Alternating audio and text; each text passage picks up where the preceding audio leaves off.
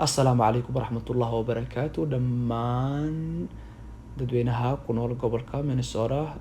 Waxaan jeclaan lahaa inaan idin wanaagno waxaa si rasmi ah u furmay Somali American Soccer Tournament wuxuuna bilaabo maanta oo ah June 24 wuxuu socon doonaa ilaa July 4. Kaabka waxaa lagu dhigayaa garoonka Minnetonka High School. Kaabkan waxaa kasoo qayb galay kooxo kala duwan oo ka kala imaadeen gobolada wadanka Mareykanka iyo Canada.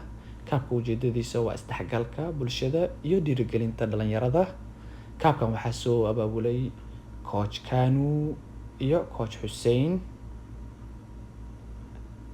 iyo hay'ado kala duwan. Hay'ada oo hogaaminayso waa Waalid oo ah hay'ad aad iyo aad mar walbo oo u garab taagan in ay dhiirigeliso waalidiinta si ay ilmahooda ugu hiiliyaan intay yar yihiin ay wax u baraan. Wadankan wax kaliya oo laga dhaxlo waa waxbarasho, wax kale oo laga dhaxlo ma jirto.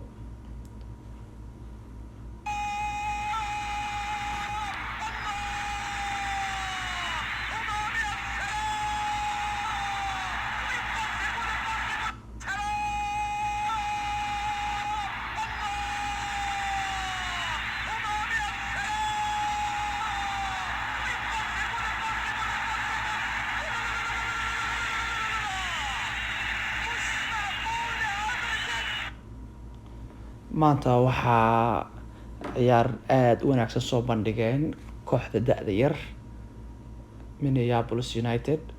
Kooxdan badidooda ciyaartoyda waxaa laga soo xulay waa dugsiyada sare iyo jaamacadaha. Waxaana soo xulay Coach Qasim oo ah coach aad khabiir u ah. Coach Qasim waxa kale oo uu coach gareeyaa Academy Bloomington. waana coach jecel mar walba inuu dhalinyarada garab istaago una dhiirigeliyo. Fadlan waxaan jeclaan lahayn in adigana nagala soo qayb qaadatid si aad ka mid noqotid